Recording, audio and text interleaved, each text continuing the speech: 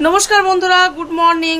বন্ধুরা, আজকে একটা গুরুত্বপূর্ণ একটা আলোচনা নিয়ে এসেছি, যেটা হচ্ছে শিশুদের গায়ের রং, বাচ্চাদের গায়ের রং নিয়ে।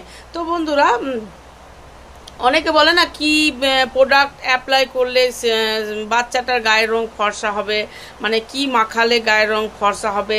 কিন্তু বন্ধুরা, না, এটা কিন্তু কোনো দিন সম্ভব নয়। কিছু মাখালেই কি গায়ের রং ফর্সা হয়? কোনো দিন না। এটা কিন্তু বন্ধুরা বংশগত একটা, গায়ের রংটা বংশগত।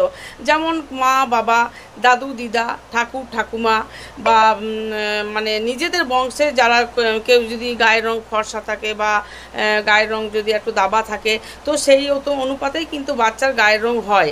তো বন্ধুরা, আমরা কোনোদিনই তাদের কাছে বলবো না যে তুই কালো কি তুই ফর্সা, এগুলো কোনোদিনই আলোচনা করব না। তবে বন্ধুরা, আমরা কিন্তু ফর্সা করতে পারি না, কোনো প্রোডাক্ট দিয়েই কোনোদিনও ফর্সা হবে না। সাময়িক হয়তো 2-4 দিনের জন্য হবে, কিন্তু প্রোডাক্টটা যখন আপনি বন্ধ করে দিবেন বন্ধুরা, তখন কিন্তু ওই একই সেম ওই গায়ের রঙই চলে আসবে। তো বন্ধুরা, আমরা যদিও ফর্সা করতে পারবো না, কিন্তু উজ্জ্বল একটা চকচকে ভাব, একটা কি বলবো আপনাকে, স্কিনটা খুব ভালো রাখার একটা উপায় আমি বলতে পারি। বন্ধুরা, আমাদের যখন বাচ্চাদের ছোট থেকে কিন্তু তেল মাখাতে হবেই আপনাদেরকে।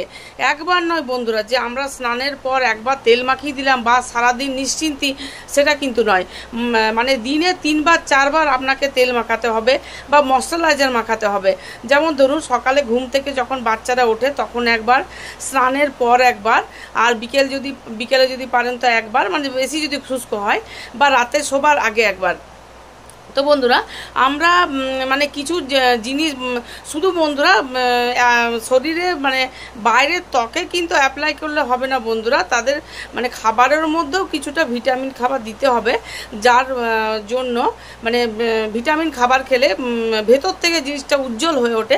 যেমন ধরুন, আপনার নিয়মিত ফলের মধ্যে আঙ্গুর, আপেল, কমলা লেবু, এগুলো কিন্তু চলে। এগুলো, কলা, এগুলো একটু খাওয়াতে, ছোট থেকে যদি আপনারা ফল খাওয়ান বন্ধুরা, হয়তো গায়ের রং ফর্সা হবে না, কিন্তু উজ্জ্বল হবে। একটা ফর্সা গায়ের রং থেকে বন্ধুরা উজ্জ্বল একটা গায়ের রং, বেশ স্কিনটা খুব সুন্দর লাগে দেখতে, সেটাই তো ভালো লাগে দেখতে।